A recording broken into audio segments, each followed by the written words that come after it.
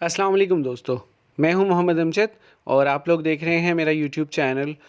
दोस्तों, बहुत से लोग पाकिस्तान के डिफ़ॉल्ट होने की ख़बरें सुनकर परेशान हैं और वो यही सोच रहे हैं कि जो पैसा उन्होंने डिफरेंट कौमी बचत की स्कीम्स में इन्वेस्ट किया हुआ है, कुछ लोगों ने प्राइस बॉन्ड्स लिए हुए हैं, तो उनका क्या बनेगा अगर पाकिस्तान डिफ़ॉल्ट कर जाता है तो।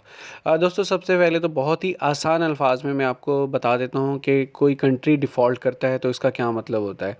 इसका बहुत ही आसान अल्फाज में अगर मैं आपको समझाना चाहूँ, तो जो हमने डेट्स लिए हुए होते हैं, जो हमने उधार लिया हुआ होता है, वो हम वापस नहीं कर पाते आईएमएफ को या किसी भी कंट्री को, तो उस सूरत में मुल्क के डिफ़ॉल्ट होने का ख़तरा होता है, मुल्क के दिवालिया होने का ख़तरा होता है।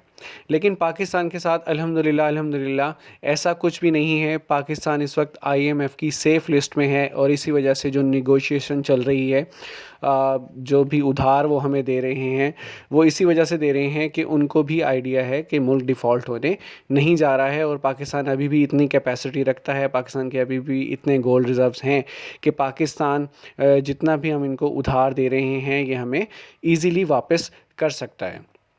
पाकिस्तान अगर डिफ़ॉल्ट कर भी जाता है, अल्लाह ना करे, जिसकी कोई सूरत नज़र नहीं आ रही, लेकिन सपोज़ अगर डिफ़ॉल्ट कर भी जाता है, तो आपका पैसा कहीं नहीं जाएगा, कुछ टाइम के लिए सीज़ हो सकता है और पाकिस्तान के पास अभी इतने रिज़र्व्स हैं कि वो काफ़ी सारे फ़र्दर नोट प्रिंट करके, करेंसी प्रिंट करके और ये आपका पैसा आपको वापस कर सकता है।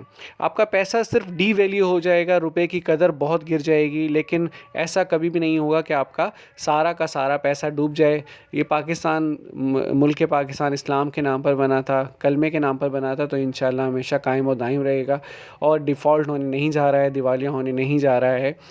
उम्मीद है वीडियो पसंद आई होगी। वीडियो को लाइक कीजिए, शेयर कीजिए और चैनल को लाजमी सब्सक्राइब कीजिएगा ताकि आप तक मज़ीद वीडियोस पहुंचती रहें। अपना बहुत सारा ख्याल रखिएगा। अल्लाह हाफ़िज़।